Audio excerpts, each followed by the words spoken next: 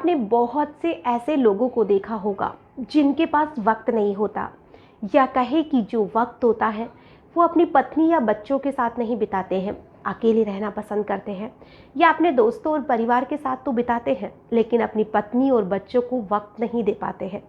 और इसी वजह से कई बार जो उनका रिश्ता है वो टूट जाता है और एक बसा बसाया घर पूरी तरह से बर्बाद हो जाता है।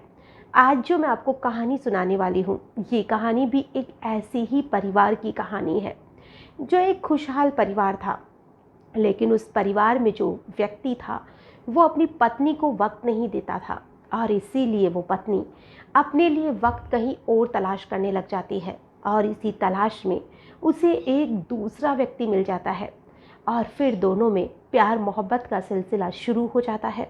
और फिर कुछ ऐसा होता है जिसने उन सभी की कहे तो दुनिया ही बदल दी। नमस्कार, आदाब, सत श्री अकाल। मैं हूं नंदिनी यादव।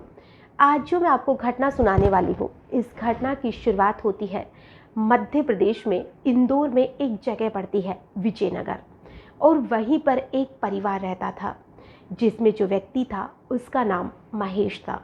और जो महेश था वो और उसकी पत्नी की शादी 2013 में हुई थी। दोनों की अच्छी खासी लाइफ चल रही थी और उनके एक बेटी भी हो जाती है। सब कुछ तो अच्छा था, लेकिन जो लड़का था महेश, वो अपनी पत्नी को ज़्यादा वक्त नहीं देता था और इसी बात को लेकर रोज़ उन दोनों में झगड़ा होता था। उसकी पत्नी को हमेशा शिकायत रहती थी कि उसका पति उसे वक्त नहीं देता था और इसलिए अब जो लड़ाई झगड़ा है वो बढ़ने लग जाता है। और उसकी पत्नी अपना खाली समय सोशल मीडिया पर बिताती है, जिसमें कि फेसबुक, व्हाट्सएप या जो भी इंस्टाग्राम वगैरह है वो उन्हीं में अपना समय बिताने लगी। और वहीं पर उसकी मुलाकात एक लड़के से होती है जिसका नाम रवि था। और जो रवि था वो उसको फ्रेंड रिक्वेस्ट भेजता है फेसबुक पर। दोनों के बीच में जो बातचीत थी वो शुरू होती है और अब दोनों की जो बातचीत का सिलसिला था वो धीरे धीरे बढ़ने लगता है। 2-3 साल उन दोनों को बात करते हुए हो जाते हैं और अब उन दोनों के बीच में जो प्यार था वो इस कदर बढ़ चुका था कि दोनों ने एक दूसरे के साथ जीने मरने की कस्में खा ली। अब जो मधु थी वो हमेशा अपने पति से और भी ज़्यादा झगड़ा करने लग गई। अब उससे अपने पति से ढेरों शिकायतें रहती थी और वो बहाना ढूंढती थी कि वो कैसे भी अपने पति से लड़ाई झगड़ा करे और वो उसे तलाक दे दे। और वो लाख कोशिश करती थी कि उसका तलाक हो जाए, लेकिन उसका पति उधर उसे जितना कोशिश हो सकती थी उतना करता था कि दोनों का जो रिश्ता है वो सुधर जाए और दोनों के बीच में सब कुछ ठीक रहे, लेकिन उसकी सारी कोशिश नाकामयाब रहती है। अब वो उधर अपनी पत्नी के घर वालों को कहता है, अपने घर वालों को कहता है कि इसे थोड़ा समझाने की कोशिश करिए, हर बात पे ये लड़ती है, लेकिन उसे कोई भी समझाने में कामयाब नहीं हो पाता है, क्योंकि जो मधु थी उसे अपने पति से शिकायत नहीं थी, बल्कि उसे छोड़ना ही था। और अगर कोई भी इंसान किसी को छोड़ने की सोच लेता है तो उसमें उसे लाख बुराइयां नजर आती है, और वही मधु कर रही थी।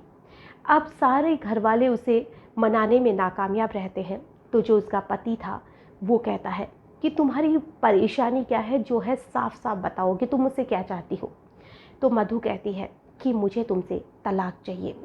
तो पति वजह पूछता है कि तुम तलाक क्यों लेना चाहती हो। मैं तुम्हें वक्त नहीं दे पाता, इसलिए आगे से मैं पूरी कोशिश करूँगा कि मैं ऑफिस से आने के बाद जितना भी वक्त रहेगा सारा वक्त तुम्हारे साथ बिताऊँगा, तुम्हें घुमाने भी ले जाऊँगा, तुम जो कहोगी हर चीज़ करूँगा, लेकिन इस रिश्ते को सुधारने की कोशिश करो। मधु को सुधारना नहीं था बल्कि इसे बिगाड़ना था। तो मधु ने साफ कह दिया कि वो किसी और को पसंद करती है और वो अपनी लाइफ उसके साथ जीना चाहती है। अब तो उसके पति महेश के पास कोई रास्ता ही नहीं था कि वो अब क्या करता।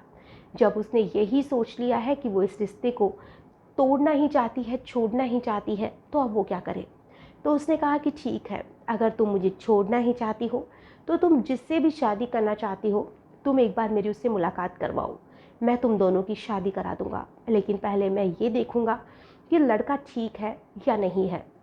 मधु राजी हो जाती है और मधु रवि से महेश की मुलाकात कराती है। तो वो रवि को देखता है कि लड़का कमाता भी ठीक ठाक है, हर चीज़ में ठीक है। वो उससे बात करता है कि क्या तुम मधु को खुश रखोगे। वो इस चीज़ के लिए हाँ कर देता है और उसे लगा कि वाकई में लड़का ठीक है, तो उसी का पति उसे तलाक देने के लिए तैयार हो जाता है और फिर उन दोनों का केस कोर्ट में पहुंचता है। जब जज के सामने सारा मैटर आता है कि वो तलाक क्यों चाहते हैं, तो वो भी एक बार उसके पति को सल्यूट करने पर मजबूर हो जाते हैं कि आजकल का वक्त तो ऐसा है कि पति पत्नी में बनती नहीं है, या पति को या पत्नी को किसी दूसरे के बारे में पता चल जाता है तो वो उसकी जान तक लेने में उतारू हो जाते हैं, फिर चाहे उन्हें पूरी ज़िंदगी जेल में ही क्यों ना सड़ना पड़े। तुम्हारे जैसे पति दुनिया में बहुत कम मिलते हैं जो अपनी पत्नी की खुशी के लिए उसकी शादी ही किसी और से करने को तैयार हो जाता है। और उसके पति को जब वजह पूछी गई कि तुम ऐसा क्यों कर रहे हो, तो उसने कहा कि मेरी पत्नी की खुशी से बढ़कर ना ही मेरे लिए कोई पहले कोई चीज़ थी, ना ही आज मेरे पास कोई चीज़ है। बस फ़र्क इतना सा है कि ये मुझे कभी समझ ही नहीं पाई। हालांकि मैं इसे वक्त कम देता था, लेकिन मेरे पास वक्त होता ही नहीं था। लेकिन मैं इसे पहले भी बहुत प्यार करता था और हमेशा करता रहूँगा। लेकिन मैं चाहता हूँ कि ये जिसके साथ भी रहे हमेशा खुश रहे, और इसीलिए मैं इसे तलाक दे रहा हूँ।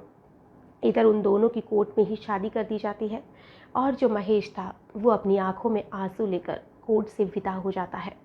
और इधर जो मधु थी वो अपने प्रेमी के साथ, या कहे कि जो उसका पति बन चुका था, उसके साथ उसके घर जा चुकी थी। आज की जो कहानी है, इसे सुनाने का हमारा उद्देश्य ना ही किसी को परेशान करना है, ना ही किसी का भी दिल दुखाना है। हमारा उद्देश्य बस इतना सा है कि एक दूसरे के साथ एडजस्ट करने की कोशिश कीजिए। अगर हम किसी को छोड़ने की ही सोच लेंगे तो फिर तो रिश्ता टूटना ही है। कोशिश करिए कि पति पत्नी है तो एक दूसरे को वक्त दे पाए, एक दूसरे के साथ एडजस्ट करें, कुछ उसमें इतनी कमियां ना निकाले कि आपका वो रिश्ता ही टूटने की कगार पर आ जाए। आज के लिए बस इतना ही, फिर मिलेंगे किसी नई घटना में। तब तक के लिए नमस्कार।